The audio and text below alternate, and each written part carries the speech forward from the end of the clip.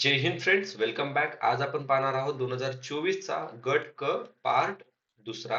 तर चला सुरुवात करूयात. प्रश्न क्रमांक कितवा चालू आहे आपला? तर प्रश्न आहे 51वा. कोणती अनुसूची शेड्यूल केंद्र आणि राज्यामधील अधिकारांच्या विभाजनाशी संबंधित आहे? तर ती अनुसूची आहे 7वी. ठीक आहे. केंद्र सूची, राज्य सूची आणि समवर्ती सूची यांचा समावेश आहे. अनुसूची 5 मध्ये काय काय आहे? शेड्यूल 5 मध्ये. तर शेड्यूल 5 मध्ये अनुसूचित क्षेत्र व अनुसूचित जमातींचे प्रशासन व नियंत्रण, आणि अनुसूची 5 मध्ये 4 स्टेट वगळले तर बाकी सर्व येतात. ते 4 स्टेट कोणते? आसाम, मेघालय, त्रिपुरा, मिझोराम. आणि याला कसं लक्षात ठेवलं होतं आपण? ATM without Manipur. ठीक आहे. अनुसूची 6 मध्ये म्हणजे शेड्यूल 6 मध्ये आसाम, मेघालय, त्रिपुरा, मिझोराम येथील आदिवासी क्षेत्रांच्या प्रशासनाची तरतूद. ठीक आहे. आणि अनुसूची 8 मध्ये काय काय आहे? तर 22 मान्यताप्राप्त अधिकृत भाषा आहेत. ठीक आहे. भारतातील 22 मान्यताप्राप्त अधिकृत भाषा आहेत. आणि आपण 22 भाषा कोणत्या, कोणते आर्टिकल्स आहेत, कोणत्या नवीन क्लासिकल लँग्वेज ऍड झालेल्या आहेत, क्रायटेरिया काय आहे, ते पूर्ण कंबाईन 2024च्या पेपरमध्ये डिस्कस केलेलं आहे. ठीक आहे.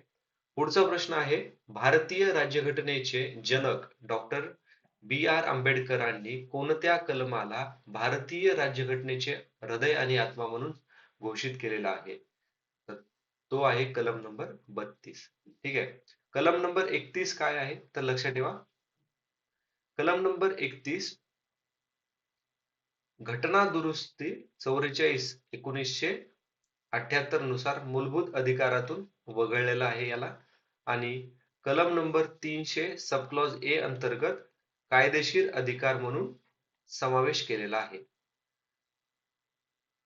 कलम नंबर 32 याच्यामध्ये मूलभूत अधिकारांच्या अंमलबजावणीसाठी सर्वोच्च न्यायालयात दाद मागता येते. आणि कलम नंबर 226 मध्ये मूलभूत अधिकारांच्या अंमलबजावणीसाठी हायकोर्टमध्ये दाद मागता येते. कलम नंबर 33 कशाशी संबंधित आहे? तर संसदेला अधिकार आहे की सशस्त्र दल म्हणजे army, paramilitary, police, raw raw म्हणजे गुप्तचर संस्था इत्यादींना मूलभूत अधिकार मर्यादित किंवा रद्द करता येतात. आणि कलम नंबर 34 आहे मार्शल लॉ बद्दल. ठीक आहे. मार्शल लॉ बद्दल आहे. पुढचा प्रश्न पाहायचा आहे. आता राष्ट्रपतीवरती प्रश्न विचारलेला आहे आपल्याला त्यांनी.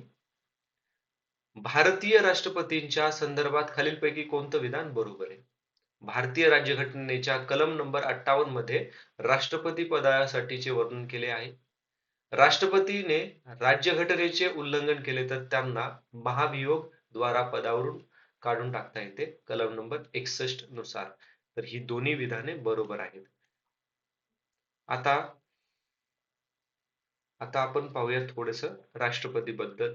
राष्ट्रपती यांना डिजूर म्हणतात आणि प्राईम मिनिस्टर यांना डिफॅक्टो म्हणतात. कारण की राष्ट्रपती हे नाममात्र कार्यकारी प्रमुख आहेत आणि पंतप्रधान हे कार्यकारी प्रमुख आहेत. राष्ट्रपती हे भारताचे पहिले किंवा प्रथम नागरिक आहेत. यांची निवडणूक कशी होते? आता बघा, राष्ट्रपतीची निवडणूक कशी होते? तर लोकसभा, राज्यसभा यांच्यात यांचे याच्यामध्ये जे खासदार आहेत ना, तर इलेक्टेड खासदार, त्याचबरोबर पुदुचेरी आणि दिल्लीमधील MLA यांचा समावेश थांबा. त्याचबरोबर बाकी सर्व राज्यांचे विधान सभा, या सर्व MLA, पुडुचेरी आणि दिल्ली या फक्त 2 युनियन टेरिटरीचे MLA, लोकसभा राज्यसभा मधील सर्व इलेक्टेड MP आणि नामनिर्देशक MP असतात का, खासदार असतात का याच्यामध्ये? तर नसतात. तर या सर्वांचा समावेश असतो प्रेसिडेंटच्या इलेक्शन मध्ये. पण प्रेसिडेंटला रिमूव्ह करायचं असेल, इम्पेच करायचं असेल, तर फक्त लोकसभा आणि राज्यसभेतील इलेक्टेड प्लस नामनिर्देशक यांचा समावेश असतो. मग विधानसभेमधील MLA यांचा नसतो आणि पुदुच्चेरी दिल्लीमधील MLA यांचा पण समावेश नसतो. कार्यकाल 5 वर्षासाठी असते आणि पुन्हा पण ते निवडून येऊ शकतात. राष्ट्रपती राजीनामा उपराष्ट्रपतीकडे देतात. यांची शपथ कोण घेतं मित्रांनो? तर सरन्यायाधीश यांची शपथ घेतात. पात्रता भारताचे नागरिक पाहिजेत. वय मर्यादा 35 वर्ष तरी पाहिजे. लोकसभेमध्ये सदस्य होण्याची पात्रता त्यांना पाहिजे आणि नो ऑफिस ऑफ प्रॉफिट. ठीक आहे, नफा पद धारण करता येत नाही. ठीक आहे. आणि यांना रिमूव्ह व्हायचं, रिमूव्हल प्रोसेस कशी असते? यांना इम्पीच केव्हा करू शकतात? कलम नंबर 61 नुसार. तर जर संविधानाचं उल्लंघन झालं तर. प्रक्रिया लोकसभा किंवा राज्यसभा या दोन्हीपैकी एका जागेवर होऊ शकते. 50 त्यानंतर 14 दिवसाची नोटीस दिलेली जाते. मंजुरी दोन्ही गृहामधून 2/3 बहुमताने. आता राष्ट्रपती कोणाकोणाची अपॉइंटमेंट करू शकतात? तर राष्ट्रपती, prime minister, council of minister, पुन्हा भारताचे महाधिवक्ता, CAG, पुन्हा election commission of India, supreme कोर्टाचे, हायकोर्टाचे सर्व न्यायाधीश आणि चीफ न्यायाधीश त्यांना त्यांची अपॉइंटमेंट करू शकतात. 123 मध्ये त्यांना अध्यादेश अधिकार आहेत आणि कलम नंबर 72 मध्ये पार्डनिंग म्हणजे क्षमादानाचा अधिकार आहे. ठीक आहे. पुढचा प्रश्न पाहायचा आहे आता आपल्याला. पुढचा प्रश्न आहे, कोणत्या घटना दुरुस्ती कायद्याने एकाच व्यक्तीची 2 किंवा अधिक राज्यासाठी राज्यपाल म्हणून नियुक्ती करण्यास मंजूर केलेल्या आहेत? तर बघा, लक्षात ठेवा, पहिल्यांदा ओरिजिनल कॉन्स्टिट्यूशन मध्ये एका राज्याला एक राज्यपाल असंच ठरवण्यात आलेलं होतं, पण 7वी घटना दुरुस्तीमध्ये हे बदल करण्यात आलेला आहे 1956 मध्ये. आता पहिल्या घटना दुरुस्ती 1951 मध्ये 9वी अनुसूची, ज्याच्यामध्ये जमीन सुधारणी कायदे, न्यायालयीन पुनर्विलोकनापासून म्हणजे ज्युडिशियल रिव्ह्यू पासून संरक्षणास समाविष्ट केलेले आहेत. कलम नंबर 54 सब क्लॉज 4 ला ऍड केलेला आहे, ज्याच्यामध्ये सामाजिक व शैक्षणिक दृष्ट्या मागास वर्गांच्या उन्नतीसाठी विशेष तरतुदीचा अधिकार दिलेला आहे. अजून अजून यांच्यामध्ये 7व्या घटना दुरुस्तीमध्ये आता लक्षात ठेवा, ऍक्च्युली 7व्या घटना दुरुस्तीमध्ये ना फजल अली आयोगाचा रिपोर्ट आलेला होता आणि त्यांच्या शिफारसीनुसार त्यांच्या शिफारसीला अंमलात आणलेलं होतं. आधी जे भारत जेव्हा स्वतंत्र झाला होता त्यावेळेस स्टेट ABCD मध्ये डिवाइड करण्यात आले होते. A, B, C, D मध्ये डिवाइड करण्यात आले होते. पण फजल अली कमिशनच्या शिफारसीनुसार 14 राज्ये आणि 6 केंद्रशासित प्रदेशांची निर्मिती केली आणि त्याच्यातच डिसाइड केलं की काय करावं, 2 किंवा अधिक राज्यासाठी कॉमन हायकोर्ट. ठीक आहे. आणि एकाच, आता बघा, एकाच राज्यासाठी एकापेक्षा जास्त म्हणजे 2 राज्य आहेत. ठीक आहे, स्टेट 1 आणि स्टेट 2 ह्या दोन्हीसाठी एकच कॉमन राज्यपाल पण अपॉइंट करू शकतो. ठीक आहे. त्याच्यानंतर 24वी घटना दुरुस्ती. तर 24व्या घटना दुरुस्तीत काय झालेलं आहे? तर याच्यामध्ये संसदेला संसदेला फंडामेंटल राईटच नाही तर बाकी सर्व कोणता पण पार्ट असो, संसदेला अमेंड करण्याचा अधिकार मिळालेला आहे. ठीक आहे, 24 कॉन्स्टिट्यूशन अमेंडमेंट मध्ये मूलभूत अधिकार प्लस बाकी कोणते पण संविधानामध्ये ते दुरुस्ती करण्याचा अधिकार त्यांना मिळालेला आहे. आणि त्याचबरोबर आता जर तुम्हाला घटना दुरुस्ती करायची असेल, कॉन्स्टिट्यूशन अमेंडमेंट करायचं असेल, तर तुम्हाला प्रेसिडेंटची संमती बंधनकारक नाहीये, हे 24व्या घटना दुरुस्तीमध्येच डिसाइड करण्यात आलेलं होतं. आणि 42वी घटना दुरुस्ती. आता 42वी घटना दुरुस्ती 1976, ज्याला आपण मिनी संविधान कॉन्स्टिट्यूशन असं पण म्हणतो, याच्यामध्ये आपण प्रस्तावनेमध्ये म्हणजे प्रिअम्बल मध्ये समाजवादी, धर्मनिरपेक्ष, अखंडता म्हणजे सोशलिस्ट, सिक्युलर आणि इंटिग्रिटी या शब्दांचा समावेश केलेला आहे. फंडामेंटल ड्युटीज ऍड केलेल्या आहेत 10. ओके, स्वरण सिंग समितीच्या शिफारसीनुसार टोटल 11 फंडामेंटल ड्युटीज आहेत. 11वी आपण 86 कॉन्स्टिट्यूशन अमेंडमेंट मध्ये ऍड केलेली आहे. Fundamental duties part 4 sub clause A मध्ये आहेत आणि कलम नंबर 51 सब क्लॉज ए मध्ये आहेत. ठीक आहे. त्याचबरोबर आपण आता आपण पहिला प्रश्न बघितला होता सेवन्थ शेड्यूल. तर सेवन्थ शेड्यूल मध्ये जशा सूची आहेत, संघ सूची, राज्य सूची आणि समवर्ती. तर काही राज्य सूचीचे सब्जेक्ट समवर्ती सूचीत ऍड करण्यात आलेले होते, जसे की शिक्षण, वन, वजन व मोजमाप, वन्यजीव संरक्षण, न्याय प्रशासन. ठीक आहे, हे सर्वांना राज्य सूचीतून समवर्तीत ऍड केलं. ठीक आहे. आता बघूयात पुढचा प्रश्न. सर्वोच्च न्यायालयाच्या मुख्यत्वर न्यायाधीशांच्या संख्येत वाढ करण्यासाठी संसदेतील ठराव रिकामजागा मंजूर करावा लागतो. तर साध्या बहुमताने मंजूर करावा लागतो. बघा, कंबाईन 2023 मध्ये 22 मध्ये ऍक्च्युली विचारलं होतं की हायकोर्टाचे न्यायाधीश कोण ठरवतात? ते प्रेसिडेंट ठरवतात. 2023 मध्ये प्रश्न विचारला होता की सुप्रीम कोर्टाच्या चीफची अपॉइंटमेंट कोण करतं? तर लक्षात ठेवा, कोण करतं? प्रेसिडेंट करतं. आपण आताच प्रेसिडेंट मध्ये बघितलं कोणकोणत्या नियुक्त्या असतात. आता सर्वोच्च न्यायालयातील न्यायाधीशाची संख्या कलम नंबर 224 सब क्लॉज 1 नुसार सर्वोच्च न्यायालयातील न्यायाधीशाची संख्या ठरवण्याचा अधिकार संसदेला आहे. ही संख्या साध्या बहुमताने मेजर केली जाते. याच्यासाठी घटना दुरुस्ती गरज नसते. आणि सर्वोच्च न्यायालय अधिनियम 1956 याच्यानुसार याच्यात बदल करण्यात येतात. जर बघितलं 2025 मध्ये एकूण 34 जजेस आहेत आणि एक जज हे मुख्य न्यायाधीशाचा आहे.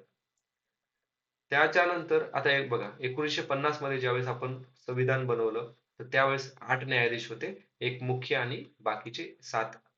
2019 मध्ये ती संख्या 31 वरून 34 वर गेली. करंटली 34 आहे. 33 प्लस 1. नियुक्ती राष्ट्रपती करतात. ठीक आहे. वय किती वर्षापर्यंत असतात ते कार्यरत? 65. आणि हायकोर्टाचे 62 पर्यंत असतात. पात्रता सुप्रीम कोर्टाची कशी असते? भारताचा नागरिक पाहिजे, उच्च न्यायालयामध्ये कमीत कमी 5 वर्ष न्यायाधीश म्हणून किंवा 10 वर्ष वकील म्हणून, आणि राष्ट्रपतीच्या मते प्रख्यात न्यायशास्त्रज्ञ पाहिजेत. म्हणजे रिमूव्हल प्रोसिजर कशी आहे त्यांची? तर रिमूव्हल प्रोसिजरचं कारण काय? तर सिद्ध गैरवर्तन किंवा अक्षमता. ठीक आहे.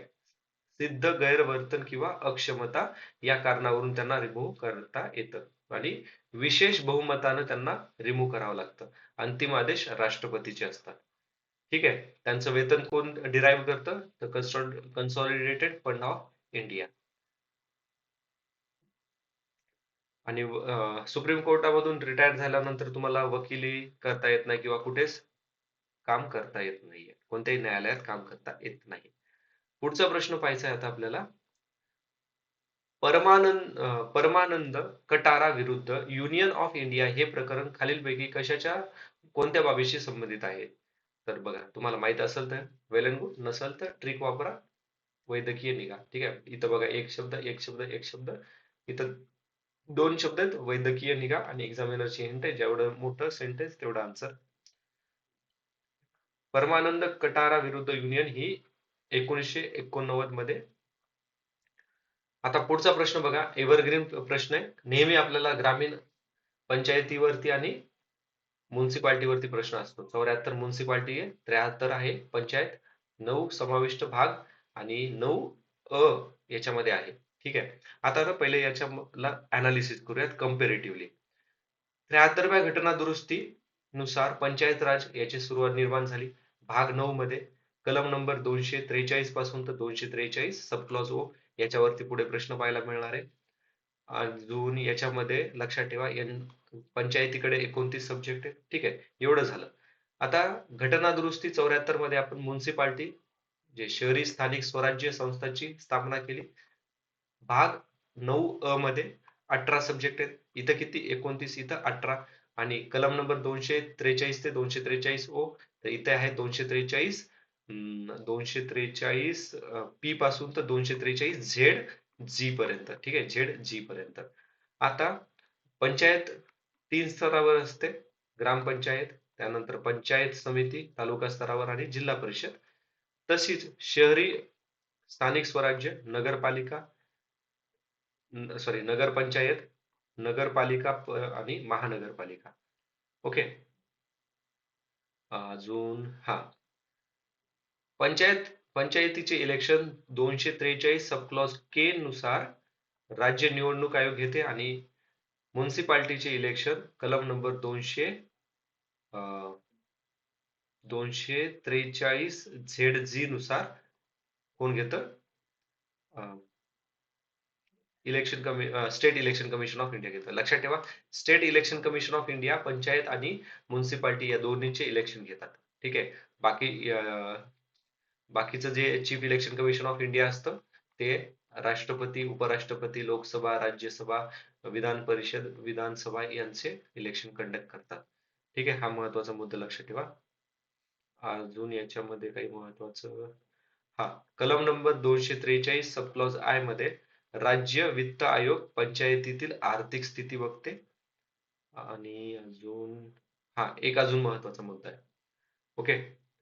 आता आपल्याला माहिती आहे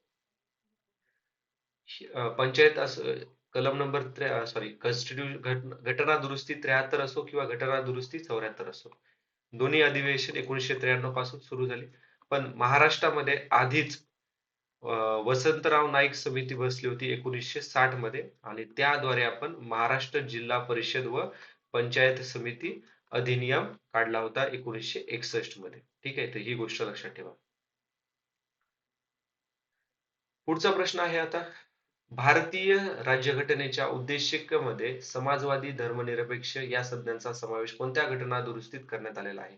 सोशलिस्ट, सेक्युलर अँड इंटिग्रिटी आता जस्ट डिस्कस केलेला आहे. उत्तर आहे मिनी कॉन्स्टिट्यूशन 1976 मध्ये झालेली आहे 42वी घटना दुरुस्ती. ठीक आहे. आता आपण बाकीच्या घटना दुरुस्ती बघूयात. जसं की 41व्या घटना दुरुस्ती झालेली आहे 1976 मध्ये, ज्याच्यामध्ये राज्य लोकसेवा आयोग व संयुक्त लोकसेवा यांच्या सदस्य व अध्यक्षांची नियुक्ती 60 वरून 65 पर्यंत निवृत्तीचं वय डिसाईड करण्यात आलेलं होतं. म्हणजे 2 वर्षांनी एज वाढवलं. आणि त्याच्यानंतर 41, 42 झालं. 42 बघा ऑलरेडी वर डिस्कस केले. 44 मध्ये काय काय झालं 1978 मध्ये? तर राष्ट्रीय आणीबाणी 352 याच्यामध्ये अंतर्गत अशांतता ऐवजी त्यांनी काय केलं, सशस्त्र बंड हा शब्द इंट्रोड्यूस केलेला. जर आणीबाणी घोषित करायची असेल तर मंत्रिमंडळाचा लेखी शिफारस राष्ट्रपतीला द्यावा लागेल. मालमत्तेचा अधिकार मूलभूत अधिकारावरून बघा कलम नंबर 19 सब क्लॉज F ला मूलभूत अधिकारातनं रिमूव्ह केलं. कशाबद्दल होता हा? मालमत्तेच्या अधिकाराबद्दल. आणि त्याला कलम नंबर 300 सब क्लॉज A अंतर्गत कायदेशीर अधिकार देण्यात आलेले होते. 42व्या घटना दुरुस्तीमध्ये लोकसभा आणि विधान परिषदेचा कार्यकाल 6 वर्ष केला होता 5 वर. 44 मध्ये तो परत 5 वर्ष करण्यात आलेला आहे. ओके. 44व्या घटना दुरुस्तीमध्ये जर आणीबाणी लागली तर कलम नंबर 20 आणि 21 काय होणार नाहीत, सस्पेंड होणार नाहीत. 46वी घटना दुरुस्ती झाली 1982 मध्ये. 1982 मध्ये आणि याच्यामध्ये विशेष म्हणलं तर कराधान किंवा डीम्ड सेल वर कराधान करण्यात आलेलं होतं. ठीक आहे. नेक्स्ट प्रश्न पाहायचा आहे आता. आता बघा त्यांनी विचारलंय यादी 1 मध्ये कलम नंबर आणि दुसऱ्यामध्ये त्यांचं तरतुदी. ठीक आहे.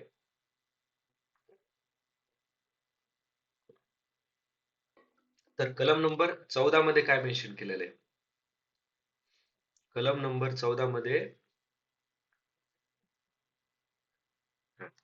कलम नंबर 14 अस्पृश्यतेचा अंत व कोणत्याही स्वरूपात ती प्रथा पाळणार नाही. राज्य भारतातील कोणत्याही व्यक्तीला कायद्यासमोर समानता किंवा आणि कायद्याचे समान संरक्षण नाकारणार नाही. ठीक आहे. आता लक्षात ठेवा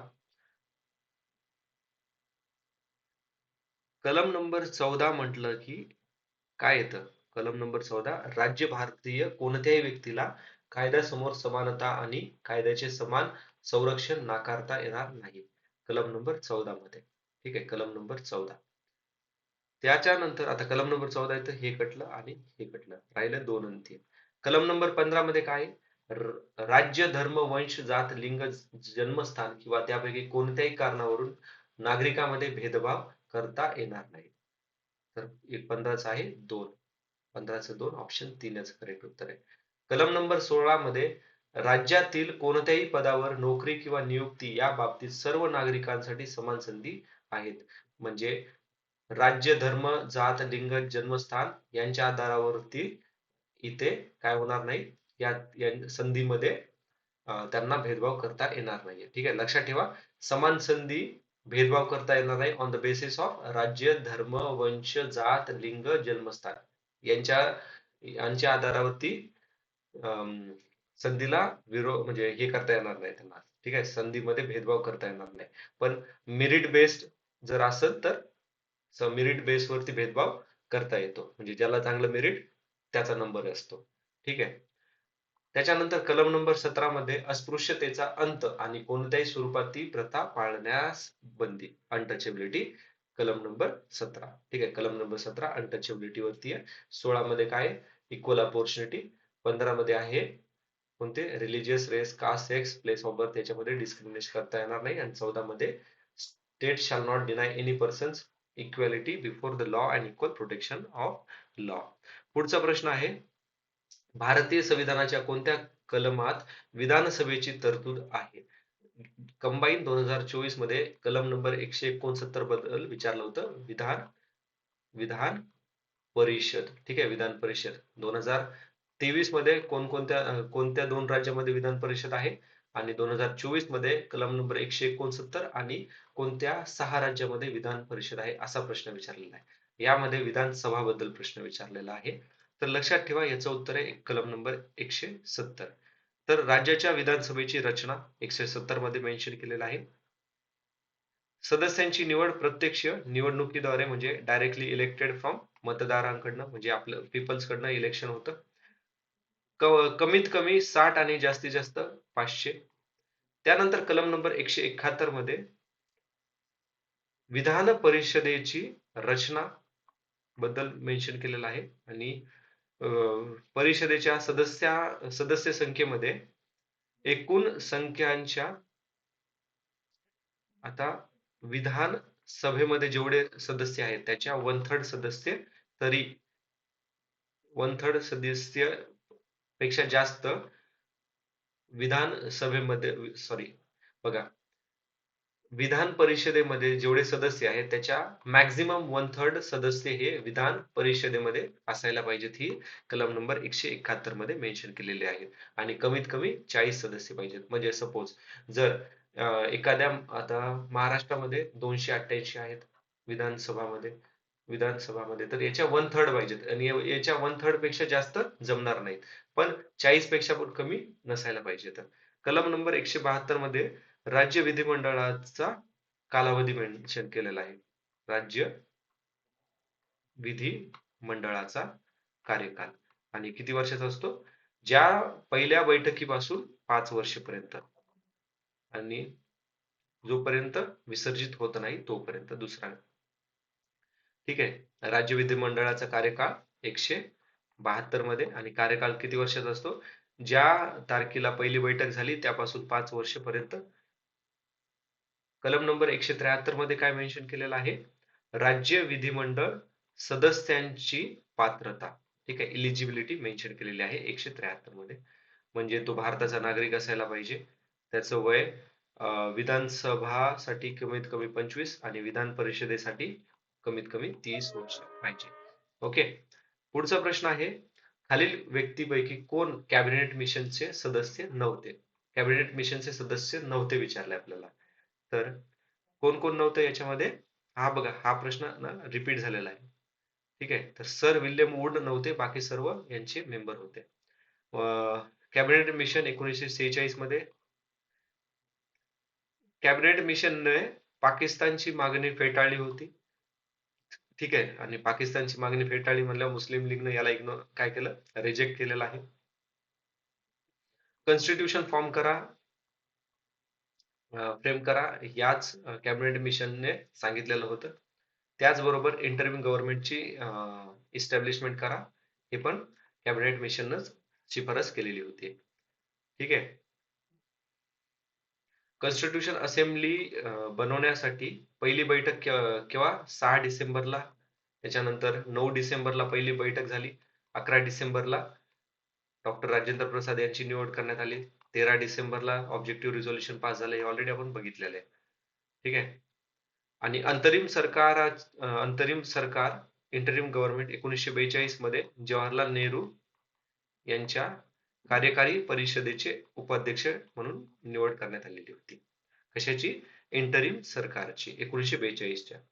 पुढचा प्रश्न विचारलेला आहे त्यांनी आपल्याला, भारतीय राज्यघटनेच्या कलम 243 सबक्लॉज ई प्रमाणे प्रत्येक ग्रामपंचायत त्या त्या वेळी अंमलात असलेल्या कोणत्याही कायद्यान्वये ती तत्पुरती विसर्जित झाली नसेल तर रिकाम जागा या 5 वर्षापर्यंत अस्तित्वात राहील. बघा, आताच आपण बघितलं होतं, बैठकीत ज्या दिवशी पहिली बैठक भरते त्या दिवसापासून त्यांचा कार्यकाळ ठरवलेला असतो. ठीक आहे. तर उत्तर आहे तिच्या बैठकीनंतरच्या पहिल्या बैठकीकरता नियत केलेल्या दिनांकापासून, ऑप्शन नंबर 3. ओके. आणि 243 म्हणल्यावर काय येतं? पंचायत समिती, आपलं सॉरी, पंचायत, हे ग्रामपंचायत आहे. अजून याच्याबद्दल काय महत्वाचं आहे का आपल्याला? पंचायत ऑलरेडी बघितलंय. 73वी घटना दुरुस्ती कोणत्या पार्ट मध्ये, कोणते आर्टिकल्स येतात, सर्व बघितलंय आपण. पुढचा प्रश्न त्यांनी विचारलाय, भारतीय राज्यघटनेच्या संघ राज्यीय वैशिष्ट्यामध्ये खालीलपैकी कशाचा समावेश होत नाही? कशाचा समावेश होत नाही म्हणलं त्यांनी? Not the federal feature of Indian constitution. आता एक लक्षात ठेवा, याचं नाही म्हटलेलं आहे त्यांनी तर अखिल भारतीय सेवा याचा समावेश होत नाही आणि एकेरी न्याय व्यवस्था याचा समावेश होत नाही. ठीक आहे. तर उत्तर आलं ए आणि बी. पण ह्या प्रश्नात ना महत्वाची गोष्ट शिकायची आपल्याला, ती म्हणजे कशाचा समावेश होतो. पहिल्यांदा समावेश कशा कशाचा होतो तर ते बघूयात आपण. ठीक आहे. समावेश कशा कशाचा होतो तर द्विसत्ताक रचना, म्हणजे केंद्र व राज्यांची स्वतंत्र सरकारे, त्यानंतर लिखित संविधान, त्यानंतर आहे सत्ता विभागणी, जसे की अनुसूची 7 केंद्रीय, राज्य आणि समवर्ती सूची, संविधान सर्वात वर्चस्व असणार संविधानाचं, कठोर संविधान असणार आपलं, म्हणजे जर कॉन्स्टिट्यूशन मध्ये तरतूद बनवायची असेल तर कलम नंबर 368 नुसार त्या प्रोसेस नुसार जावं लागेल. आणि स्वतंत्र न्याय व्यवस्था पाहिजे, द्विसदनीय संसद पाहिजे. हे झाले, हे काय झाले तर हे फेडरलचे फीचर झालेले आहेत. ठीक आहे. फेडरलिझमचे फीचर सांगितलेत मी. संघराज्यीय वैशिष्ट्ये. तर आता संघराज्यीय वैशिष्ट्य कोणती नाही आहेत, कारण की एक्झामिनर ना ह्या दोन कन्सेप्टवरच प्रश्न विचारतो, कोणती संघराज्यीय वैशिष्ट्य आहेत आणि कोणती नाही आहेत. आता नाही कोणकोणती आहेत ते पाहूयात आपण. जसे की केंद्राकडे जास्त पॉवर असणं. ठीक आहे. केंद्राकडे जास्त पॉवर असणं म्हणजे स्ट्रॉंग सेंटर, पुन्हा single constitution, single citizenship, flexible constitution, पुन्हा unequal state representation, emergency provision, all India service, all India service म्हणजे अखिल भारतीय सेवा, पुन्हा राज्यपालाची नियुक्ती, राज्यपालाची इंटिग्रेटेड ज्युडिशरी म्हणजे एकात्म न्याय व्यवस्था. ठीक आहे. ह्या सर्व गोष्टी कशामध्ये आलात? ह्या संघराज्य वैशिष्ट्य नाही येतं. आणि संघराज्य वैशिष्ट्य कोणती आहेत तर ती आहेत द्विसत्ताक रचना म्हणजे ड्युअल पॉलिसी, रिटर्न कॉन्स्टिट्यूशन आहे, सत्ता विभागणी म्हणजे 7 शेड्यूल मध्ये काय करण्यात आले, डिव्हिजन ऑफ पॉवर करण्यात आलेलं आहे. कॉन्स्टिट्यूशनची सुप्रमसी, सगळ्यात पॉवरफुल सुप्रीम कोण आहे तर कॉन्स्टिट्यूशन आहे. कठोर संविधान आहे, स्वतंत्र म्हणजेच इंडिपेंडंट ज्युडिशरी आहे, आणि द्विसदनीय संसद म्हणजे बायकॅम्ब्रलिझम, लोकसभा राज्यसभा. ठीक आहे. कारण की राज्यसभा रिप्रेझेंट कोणाला करते? स्टेटच्या इंटरेस्टला. पुढचा प्रश्न परत आपल्याला पंचायत वरती आलेला आहे. भारतीय संविधानाच्या खालीलपैकी कोणत्या कलमाद्वारे पंचायतीमध्ये महिलांना आरक्षणाची तरतूद करण्यात आलेली आहे? तर कोणत्या कलमानुसार करण्यात आलेली आहे तर कलम नंबर 243 डी नुसार. कलम नंबर 243 बी मध्ये पंचायताची स्थापना म्हणजे त्रि त्रिस्तरीय व्यवस्था बंधनकारक, म्हणजे त्रिस्तरीय म्हणजे काय? ग्राम, पुन्हा पंचायत समिती आणि जिल्हा परिषद, जिल्हा स्तरीयवरती. 243 सबक्लॉज सी मध्ये आहे पंचायताची रचना कशी पाहिजे, म्हणजे सदस्य व अध्यक्ष, यांची निवडणूक पद्धत मेन्शन केली. 243 डी तर बघितलं आपण. 243 ई मध्ये काय केलंय तर पंचायतीचा कालावधी 5 वर्षाचा. पुढचा प्रश्न विचारलाय त्यांनी. आता बघा, हा प्रश्न 2020 पासनं, कंबाईन 2020 पासनं हर वर्षीय प्रश्न विचारला जातो. भारतीय संविधानाचा कलम 165 च्या संदर्भात राज्य सरकारच्या कायदेशीर सल्लागार कोण असतो? तर तो असतो महाधिवक्ता, ज्यांची अपॉइंटमेंट राज्यपाल करतात. ठीक आहे, आणि राज्यपालच त्यांना रिमूव्ह पण करू शकतात त्यांच्या मर्जीनुसार, किंवा आपण त्यांची नियुक्ती राज्यपालच करतात. पुन्हा त्यांचं वेतन पण राज्यपालच ठरवतात. त्याची पात्रता काय काय पाहिजे तर भारताचा नागरिक पाहिजे आणि उच्च न्यायालयाच्या न्यायाधीशाची पात्रता पाहिजे. म्हणजे त्याने 10 वर्षे न्यायिक अधिकारी म्हणून काम केलं पाहिजे किंवा 10 वर्षे उच्च न्यायालयामध्ये वकिली म्हणून काम केलं पाहिजे. ठीक आहे.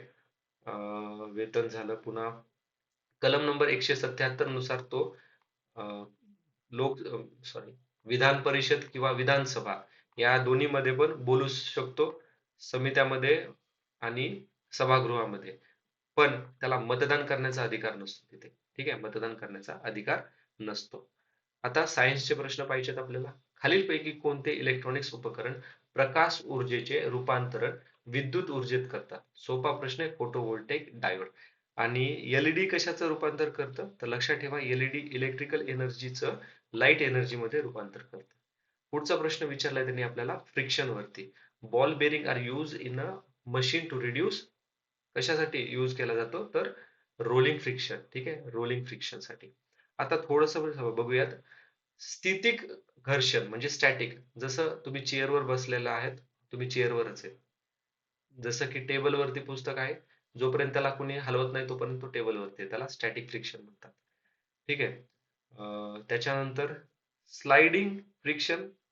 स्लाइडिंग फ्रिक्शन म्हणजे बघा, अं, तुमची बाईक किंवा तुम्ही एखादी बॅग जर बॅगला चाका असतात तर त्याला ओढत ओढत ओढत घेऊन जात असताल तर इट इज अ स्लाइडिंग. जमिनीवर अं, पेटी ढकलणं स्लाइडिंग झालं. त्यानंतर रोलिंग तर बघितलं आपण. फ्लुइड फ्रिक्शन म्हणजे फ्लुइड फ्रिक्शन म्हणजे एअर रेझिस्टन्स किंवा वॉटर रेझिस्टन्स असतं. ठीक आहे. आता सगळ्यात महत्वाचा यांचा सिक्वेन्स, जास्त पासून तर कमी घर्षणाची. घर्षणाची तीव्रता जास्त ते कमी. सर्वात जास्त असते स्टॅटिक फ्रिक्शन मध्ये, त्याच्यानंतर स्लाइडिंग मध्ये, त्यानंतर आहे रोलिंग मध्ये. हा 3 गोष्टी लक्षात ठेवा. स्टॅटिक, त्याच्यानंतर स्टॅटिक स्टॅटिक फ्रिक्शन, नंतर rolling sorry friction sorry sorry sorry पहिले स्टॅटिक फ्रिक्शन, नंतर आलं स्लाइडिंग फ्रिक्शन, आणि 3 नंबरला आहे रोलिंग फ्रिक्शन. ठीक आहे, घर्षणाची तीव्रता जास्त पासून कमी पर्यंत. पुढचा प्रश्न साऊंड वरती आहे. आणि बघा, साऊंड वरती हर वर्षी प्रश्न विचारला जातो आपल्याला. कंबाईन 2023 मध्ये सेम ऍज इट इज प्रश्न हा विचारलेला आहे आपल्याला. मानवास आवाजाचा 20 ते 20,000 हर्ट्झ इतक्यांचा वारंवारता ऐकू असते. Human can listen the sound of frequency 20 to 20,000 hertz. तर हे विधान बरोबर आहे का? तर बरोबर आहे, हे विधान बरोबर आहे. इन्फ्रासॉनिक वेव्हची वारंवारता म्हणजे फ्रिक्वेन्सी 20,000 पेक्षा हर्ट्झ पेक्षा अधिक असते, तर हे विधान चूक आहे. तर इन्फ्रासॉनिक वेव्हची वारंवारता असते किती? ती असते लेस दॅन 20 हर्ट्झ, ज्याला सबसॉनिक पण म्हटलं जातं. आणि अल्ट्रासॉनिकची असते 20,000पेक्षा जास्त, त्याला सुपरसॉनिक पण म्हटलं जातं. आणि ध्वनी लहरी धन पदार्थातून प्रवाह करू शकत नाही, हे चुकीचं आहे. ध्वनी लहरी सॉलिड मधून प्रवाह करतात. ठीक आहे. साऊंड, सॉलिड, लिक्विड, गॅस यांचा सिक्वेन्स आहे. सर्वात जास्त सॉलिड, नंतर लिक्विड, नंतर गॅस. ध्वनी लहरी sound wave cannot travel through vacuum. ठीक आहे, व्हॅक्यूम मधनं हे ट्रॅव्हल करत नाहीत. अजून लक्षात ठेवा, लॉंगिट्युडनल वेव्हज असतात. लॉंगिट्युडनल वेव्हज मध्ये हे ट्रॅव्हल करतं साऊंड. ऑर्डर तर बघितली. आता एक लक्षात ठेवा, 2024 मध्ये प्रश्न विचारला होता, त्यावेळेस मी म्हटलं होतं की temperature directly proportional to the okay speed. Speed increases with increase in temperature. or increase in humidity. त्यानंतर साऊंड मेजर कशात केला जातो? डीबी मध्ये. ठीक आहे, DB, decibels. Loudness intensity measured in decibel. आणि लाऊडनेस डिपेंड ऑन एम्प्लिट्यूड. कशावर? Amplitude. Pitch कशावरती डिपेंड असतं? पिच डिपेंड अपॉन वारंवारता म्हणजे frequency. Higher the frequency, higher the pitch. ठीक आहे. नेक्स्ट प्रश्न पाहूयात आपण. कार्बन डायऑक्साइड चा उपयोग कशासाठी केला जातो? तर तो केला जातो कीटकनाशकांसाठी. आणि त्याच्यानंतर लक्ष ठेवा आता, हर्बिसाइड तणनाशकांसाठी कशाचा वापर केला जातो? तर 2,4-D याचा वापर केला जातो. त्यानंतर अॅट्राझाइन याचा वापर केला जातो. फंगिसाइड साठी कशाचा वापर केला जातो? बुरशींसाठी. तर बुरशीसाठी फॉरिडेक्सचा मिक्सचरचा वापर केला जातो किंवा सल्फर डस्टचा वापर केला जातो. ठीक आहे. आणि कृत्रिम कामासाठी सिंथेटिक वर कार्बन टेट्राक्लोराइडचा वापर केला जातो. ठीक आहे, कार्बन टेट्राक्लोराइडचा वापर केला जातो. आता पुढचा प्रश्न आहे, कांस्य bronze ally is combination of. आता कंबाईन 2024 मध्ये विचारलं होतं आपल्याला, कशाबद्दल विचारलं होतं त्यांनी? ब्रास कशाबद्दल बनतं असं विचारलं होतं. तर कॉपर आणि झिंक पासून ब्रास बनतं, आणि कांस्य ब्रॉन्झ बनतं कॉपर आणि टीन पासून. कॉपर आणि टीन. कॉपर आणि निकेल पासून बनतं क्युप्रो निकेल. काय म्हणतं? क्युप्रो निकेल. पुढचा प्रश्न आहे, खालीलपैकी सर्वात मोठा डायपोल मोमेंट असलेला रेणू कोणता? तर तो आहे CH-Cl3. नेक्स्ट प्रश्न. आता नेक्स्ट प्रश्न आपल्याला विचारलाय त्यांनी, खालील नमुने दिलेले प्राणी आणि त्यांचा ऑर्डर जोड्या जुळवा. तर भारतीय गांडूळ म्हटलं तर तो काय येतो? तर तो आहे ओपिस्टोपोरा. भारतीय गायीचा धृणकर्त ते आहेत गना थोडे लिटा. मधमाशी म्हटलं तर हेप्टी हेमिटेरा, सॉरी हेमिटेरा येतं. आणि सॉरी सॉरी मधमाशी म्हटलं तर हाय हायमेनोटेरा येतं. आणि पलंगातील कीटक ढेकण म्हटलं तर हेमिटेरा येतं. ठीक आहे. भारतीय गांडूळ ओपिस्टोपोरा. त्याच्यानंतर भारतीय गायीचा धृणकर्ण लीच, ज्याला लीच म्हणतात, तो गना थोम्बडे लिडा म्हणतात. आणि मधुमाशी म्हटलं तर हायमेनो हायमेनोटेरा. आणि पलंगातील कीटक किंवा ढेकूण त्याला हेमिटेरा म्हटलं जातं. ऑप्शन आहे option number 4. Sorry for the pronunciation. आता पुढचा प्रश्न पाहूयात याला. पेट्रोमायझोन मध्ये रिकाम जागाद्वारे अँग्निको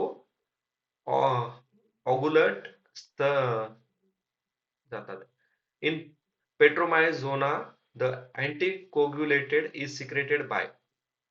तर अँटी कोग्युलेटेड सिक्रेटेड बाय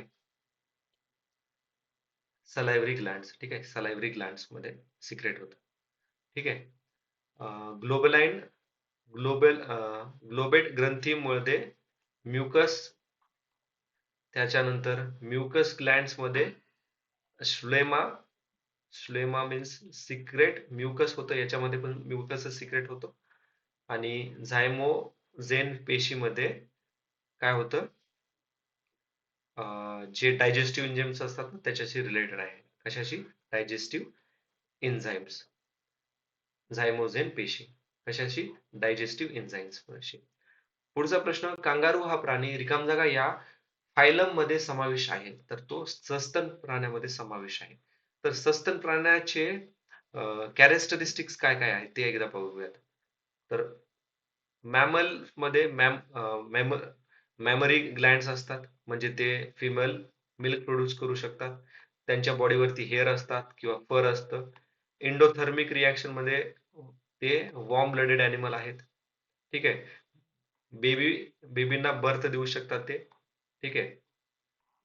हम्म, हम्म. अजून रेप्टाईल काय असे असतात? कोल्ड ब्लडेड ॲनिमल असतात. त्यांच्या स्किनवरती असे स्केलेटन टाईप राहतं. ते युजली, आता मी म्हणतोय, युजली दे लेज एग्स. ठीक आहे, अंडी घालतात ते. उभयचर म्हटलं तर जमिनीवरती आणि पाण्यावर दोन्ही ठिकाणी ते राहू शकतात. त्यांची स्किन मॉइस्ट स्किन असते आणि पाण्यामध्ये ते अंडे घालतात. पक्षी पक्षी म्हणलं की त्यांना पंख पुन्हा फिदर असतात आणि त्यांची अंडे हार्ड शेलची बनलेली असतात. ठीक आहे. पुढचा प्रश्न सोपा आहे. जैविक खतामुळे, आता जैविक खत म्हटलं तर काय येतं? मातीतील पोषण तत्वाचे समृद्धीकरण होते. Option B is the correct answer. Okay. Next प्रश्न आहे, भुईमुगावरील टीका रोग कशामुळे होतो? तर भुईमुगातील टीका रोग होतो सॅप्रोपोरामुळे होतो. सॅप्रोपोरामुळे. फ्युरासिन फ्युरासिनमुळे विल्ट डिसीज होतो. लक्षात ठेवा हे ऑप्शन महत्वाचे आहेत, कारण की भुईमुग हे 2022 मध्ये ऑप्शन मध्ये आलेले आहे. ठीक आहे. पुसिनिया हे व्हीट रस्ट 2023 मध्ये विचारलं होतं आपल्याला हे. कोलेटो कोलेटोट्रियन हे शुगर केन मध्ये होतं. ओके. ज्याला red rot disease of sugar cane असं पण म्हटलं जातं. नेक्स्ट प्रश्न आहे, खालीलपैकी कोणते विधान ब्रायोफायटा बद्दल चुकीचे आहे? ब्रायोफायटा म्हणजे जसं बघा, उभयचर प्राणी आहे बेंडूक, तसं ब्रायोफायटा मीन्स वनस्पतीतील उभयचर म्हणून ओळखले जाणारे. कितीतरी हर वर्षी हा प्रश्न विचारला जातो. ऑप्शन मध्ये तरी असतो. त्यांच्या पुनरुत्पादनासाठी पाण्याची आवश्यकता असते. उभयचर म्हटलं पाण्याची आवश्यकता ऑब्विसली हे पण आहे. त्यांना मूळ ऐवजी मुलाब म्हणजेच रायझोबम असतात. बरोबर, त्यांना रायझोबम असतात. आणि रायझोपस, आता रायझो इथं इथं बघा, इथं काय आहे आणि रायझोपस हे त्याचे उदाहरण आहे का? तर रायझोपस हे ऍक्च्युली फंगस आहे, ब्रायोफायटा नाही. ठीक आहे. तर उत्तर आलं ऑप्शन नंबर 4, कारण की चुकीचं म्हटलेलं आहे त्यांनी आपल्याला. दे हॅव, त्यांना मुळाच्या ऐवजी काय असतं? रायझोझोडिस असतं. ठीक आहे. पुढचा प्रश्न विचारला त्यांनी, तोंडावाटे घेतल्या जाणाऱ्या पोलिओ लसचे खालीलपैकी कोणत्या प्रयोगशाळेत तयार केलेली आहे? तर ती तयार केलेली आहे ए, बी आणि सी. ऑप्शन 3 याचं करेक्ट उत्तर आहे. ठीक आहे. नेक्स्ट प्रश्न. आता हा प्रश्न महत्वाचा आहे आपल्यासाठी. ज्या परस्पर संबंधामध्ये एका प्रजातीला फायदा होतो आणि दुसऱ्या प्रजातीला हानी होते किंवा फायदा देखील होत नाही, त्याला काय म्हणतात? त्याला म्हणतात कॉमेनसालिझम. ठीक आहे. कॉमेनसालिझम. परस्परवाद, म्युच्युअलिझम. आता म्युच्युअलिझम म्हणजे तुला पण फायदा माझ्याकडून, मला पण तुझ्याकडून फायदा. ठीक आहे. म्हणजे मधुमाशा आणि मध. परजीव म्हणजे एकाचा फायदा दुसऱ्याचा तोटा, म्हणजे पेनिसिलियम बुरशी. म्हणजे एका प्रजातीला हानी होते आणि दुसऱ्याचा फायदा पण होत नाही आणि नुकसान पण होत नाही. म्हणजे जर तुमच्या पेन्सिलवर एखादी बुरशी आली तर तुमची पेन्सिल खराब होते, पण त्या बुरशीला एवढा फायदा पण होत नाही, नुकसान पण होत नाही. अमेन्सालिझम म्हणजे काय?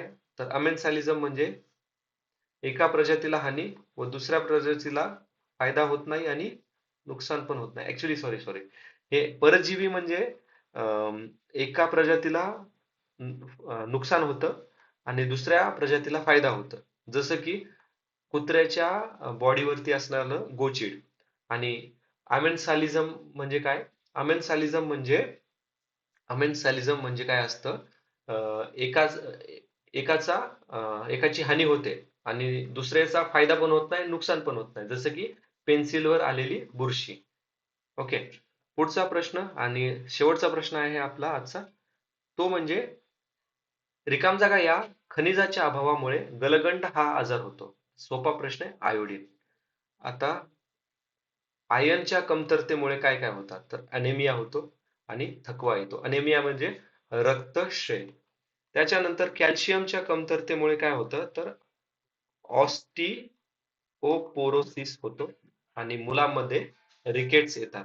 सोडियमच्या कमतरतेमुळे मज्जासंस्थेचे कार्य व द्रव संतुलनासाठी महत्वाचे असतात आणि सोडियमच्या कमतरतेमुळे हाय ब्लड प्रेशर किंवा high blood pressure high blood pressure किंवा हिप्नो हायपोअँथेमिया यासारखे डिसीजेस होतात. कशामुळे? सोडियममुळे. आणि सोडियम कशासाठी इसेन्शियल आहे? तर नर्व फंक्शन आणि फ्लुइड बॅलन्ससाठी. तर ठीक आहे मित्रांनो, आपण इथेच थांबूयात, कारण की आता बाकी सगळे प्रश्न रिझनिंग आणि मॅथ्सचे आहेत. Okay, thanks for watching. See you in next video. जर काही डाऊट असेल तर प्लीज कमेंट बॉक्समध्ये मेन्शन करा. जय हिंद.